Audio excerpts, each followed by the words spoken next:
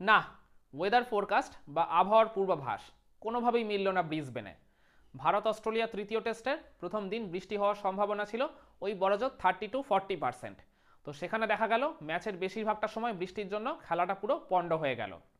যেখানে দিনে maximum 90 over পর্যন্ত খেলা হওয়ার কথা, তো সেখানে মানে প্রথম দিন খেলা হলো মাত্র 13 ওভার 2 বল, মানে ওই 80 বলের মধ্যেই প্রথম দিনের খেলাটা এদিন সমাপ্তি ঘটে গেল ওই বৃষ্টির জন্যই। তো ভারত অধিনায়ক রোহিত শর্মা এদিন টস জিতে প্রথমে বোলিং করার সিদ্ধান্ত নিয়েছিলেন। তো ওয়েদারের যা কন্ডিশন ছিল পুরোপুরি ক্লাউডি কন্ডিশন, ওভারকাস্ট কন্ডিশন, তো সেইটার কথা মাথায় রেখে আমি বলবো তিনি একদম সঠিক সিদ্ধান্তই নিয়েছিলেন। আর এছাড়া আরও একটা ইন্টারেস্টিং ব্যাপার, এই ব্রিসবেনের গ্যাবাতে লাস্ট যে 5খানা টেস্ট ম্যাচ হয়েছে তার প্রত্যেক কটাতেই জিতেছে পরে ব্যাটিং করা টিম। তো আমার মনে হয় এই সব কিছু মাথায় রেখেই টিম ম্যানেজমেন্ট থেকে আগে থেকেই হয়তো মানে এরকম সিদ্ধান্ত নেওয়াই ছিল, যদি আমরা টস জিতি তাহলে প্রথমে বোলিং করার সিদ্ধান্ত নেব। তো লাকিলি রোহিত শর্মা ওই জায়গায় টস জিতে তিনি প্রথমে অজিদের ব্যাটিং করতে পাঠান। ভারতের একাদশে এই দিন দুইটা চেঞ্জেস এসেছিল। রবিচন্দ্রন অশ্বিনের জায়গায় একাদশে এসেছিলেন রবীন্দ্র জাডেজা, আর হার্ষিত রানার জায়গায় 11-এ এসেছিলেন ওই আকাশদীপ। আর একইভাবে অস্ট্রেলিয়ার একাদশও একটা চেঞ্জ হয়েছিল, জশ হেজলুড তার ইঞ্জুরি কাটিয়ে আবার তিনি একাদশে কামব্যাক করেছেন ওই স্কট বোল্যান্ডের জায়গায়। তো অজিদের ইনিংসের শুরুটা কিন্তু বেশ ভালো হয়েছিল। জাসপ্রীত বুমরার প্রথম ওভারের ওই থার্ড বা ফোর্থ বলে ওই উসমান খোয়াজার থাই প্যাডে লেগে ওই ফাইন লেগ দিয়ে একটা প্রথমে বাউন্ডারি হয়ে যায়। এর পরের ওভারে সিরাজ বল করতে এসে দারুণ বোলিং করলেন, প্রথম ওভারেই তিনি মেডেন নেন। এরপর উসমান খোয়াজা তিনি আগের 2 ম্যাচে একদমই টাচে ছিলেন না, তো এই দিন দেখা গেল তিনি ইনিংসের শুরু থেকেই বেশ ভালো টাচে ছিলেন। তিনি ওই পুল শট করে একটা দেখলাম বাউন্ডারি মারলেন, তারপর ফ্লিক করে একটা বাউন্ডারি মারলেন ওই সিরাজ আর বুমরাকেই। এরপর অস্ট্রেলিয়ার স্কোরটা যখন ওই 5 ওভার 3 বলে 19 পর্যন্ত চলে গেছে কোনো উইকেট না হারিয়ে, তখন ওই জায়গায় ঝমঝমিয়ে বৃষ্টি নামে। তখন দিনের খেলার প্রথম আধা ঘন্টাও কমপ্লিট হয়নি। তো এই আর কি বৃষ্টি নামার জন্য খেলাটা আর কি বেশ কিছুক্ষণ বন্ধ থাকে, ওই আধ ঘন্টার মতোই মনে হয় বন্ধ ছিল। তারপর যখন আবার খেলাটা শুরু হলো তখন দেখা গেল ওই কন্ডিশনের সুবিধাটা বেশ ভালোভাবে কাজে লাগাচ্ছিলেন ওই বুমরা, সিরাজ আর আকাশদীপ।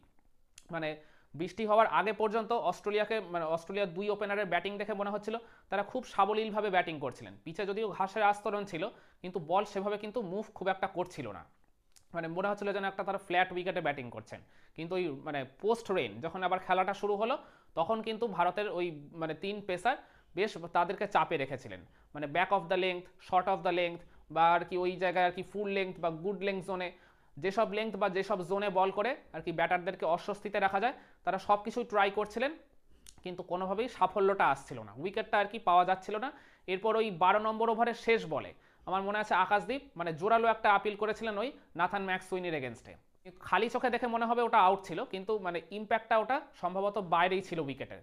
তো ফলে রোহিত শর্মা মানে তিনি যেহেতু স্লিপে ফিল্ডিং করছিলেন তিনি আর কি পিছন থেকে দেখে বুঝতেই পেরেছিলেন, তো তিনি ওই জায়গায় রিভিউটা নেওয়ার জন্য সেরকম আগ্রহ দেখাননি। তো এর মাঝেও মোহাম্মদ সিরাজ বা পার্টিকুলারলি জাসপ্রীত বুমরা বেশ ভালো ভালো কিছু চান্স ক্রিয়েট করেছিলেন, মানে ওই উসমান খোয়াজা আর নাথান ম্যাকসুইনিকে তারা বেশ অনেকবার বিট করেছিলেন। কিন্তু ওই জায়গায় তারা কোনোভাবেই ওই ব্যাটারদের থেকে আউটসাইডে যে খুঁজে পাননি, কোনো রকম ইনসাইডে যে হয়নি, বা বলতে গেলে সেই রকম মানে শিওর কোনো এলবিডাব্লিউর চান্সও তারা ক্রিয়েট করতে পারেননি। আর এই জায়গায় আমি মনে করি মানে খেলাটা যেহেতু আর কি খুবই শর্ট হয়েছে, মাত্র ওই 13 ওভার 2 বল, তো ভারতের বোলাররা কিন্তু উইকেট জোনে বা উইকেট করিডোরে খুব একটা বল করেনি, মানে তারা ওই জায়গায় লেংথটা ঠিকঠাক মেনটেন করেছেন, কিন্তু আমি মনে করি লাইনটা আরেকটু প্রপার ওই উইকেট করিডোরে বা উইকেট জোনে মেনটেন করলে আরেকটু বেটার হলেও হতে পারতো, একটা বা দুটা উইকেট চলেও আসতে পারতো। তো যাই হোক ওই 13 ওভার 2 বল খেলা হয়ে যাওয়ার পর অস্ট্রেলিয়ার স্কোরটা যখন ওই 28-এ পৌঁছে যায় তখন আবার ঝমঝমিয়ে বেশ বৃষ্টি নামলো। কিন্তু এরপর আর বৃষ্টি থামারও কোনো লক্ষণ দেখা গেল না, মানে বলতে গেলে ওই বৃষ্টিটাই আর কি দিনের বাকি খেলাটা পুরোপুরি পণ্ড করে দিল।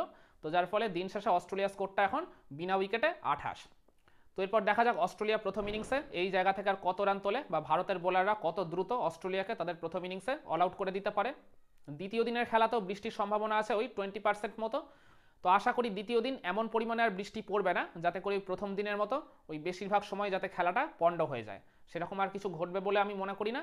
তো যে এই পরের 4 দিন যদি ঠিকঠাক মতো খেলা হয় তাহলে ডেফিনেটলি এই ম্যাচের রেজাল্ট চলে আসবেই আসবে। তো যাই হোক প্রথম দিন যেহেতু খুব বেশি আর খেলা হয়নি তাই প্রথম দিনের মোমেন্ট অফ দ্য ডে আলাদা করে আর কিছু বলার নেই। তারপরেও প্রথম দিনের মোমেন্ট অফ দ্য ডে আমার কাছে মনে হয় বৃষ্টি, কারণ বৃষ্টি হচ্ছে এই প্রথম দিনের খেলার নায়ক আবার খলনায়কও বটে।